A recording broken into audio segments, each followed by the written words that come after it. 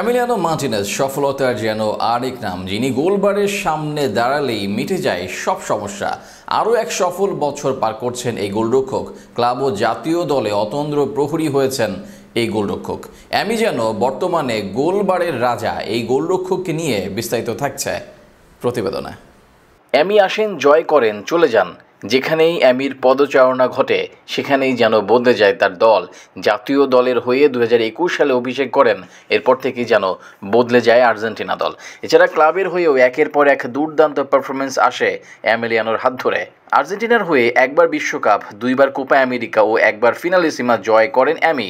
আর্জেন্টিনার হয়ে টানা সর্বোচ্চ ক্লিনশিটের রেকর্ড এই গোলরক্ষকের। জাতীয় দলের হয়ে এমির রেকর্ড ঈর্ষণীয়। মোট 50 ম্যাচের মাঝে 36 ম্যাচে রেখেছেন ক্লিনশিট, অর্থাৎ প্রায় 70 ভাগের বেশি ম্যাচে ক্লিনশিট রেখেছেন এমিলিয়ানো। এ সময়ে বিশ্বকাপ, কোপা আমেরিকা সহ বড় বড় আসর খেলে জয় পেয়েছেন তিনি। খেলেছেন বিশ্বকাপ বাছাই পর্ব, সেখানে এমন ক্লিনশিট রাখার রেকর্ড যেন তাকে তুলে ধরে। ক্লাবের হয়ে 180 ম্যাচে রাখেন 55 ক্লিনশিট।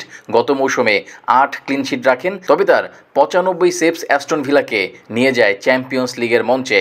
সেখানে ম্যানচেস্টার সিটি, লিভারপুলের মতো দল যেখানে বিদায় নিয়েছে, অ্যাস্টন ভিলা আছে এখনও টিকে। এই দলটাই হারিয়ে দিয়েছে বায়ার্ন মিউনিখের মতো দলকে। গোলরক্ষক হিসেবে পুরস্কার মণ্ডিত এমি মার্টিনেজ। 2বার ইয়াসিন ট্রফি জয় করেছেন এই আর্জেন্টাইন। টানা 2বার এই পুরস্কার এমি ছাড়া অর্জন করেনি আর কেউ। আর এখানে যেন ফুটে ওঠে এমিলিয়ানোর কৃতিত্ব। বিশ্বকাপে বা কোপা আমেরিকায় টাই ব্রেকারে এমিলিয়ানোর অবদান ভোলার মতো নয়।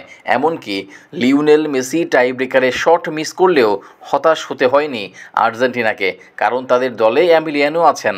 যে কারণে টাই ব্রেকে তার বিরুদ্ধে অন্য সবাই যখন চাপে থাকেন, আর্জেন্টাইন খেলোয়াড়রা থাকেন ফুরফুরে। তারা জানেন গোলবারের নিচে দিবু আছেন। তারা ভুল করলেও সেটি দিবু সামলে নিতে পারবেন। সেফ বল প্লেয়িং, পেনাল্টির বাইরে এমির মূল শক্তি আত্মবিশ্বাস, যে কারণে 30-এর পরে এসে সাফল্য ধরা দিয়েছে তার। একসময়ে আর্সেনালের ডাগআউটে উপেক্ষিত থাকা এমি বিশ্বের সেরাদের একজন, তর্ক সাপেক্ষে বিশ্বের সেরাদের সেরা এমন একজনকে পেয়ে তাই গর্ববোধই করবে আর্জেন্টিনার ভক্তরা।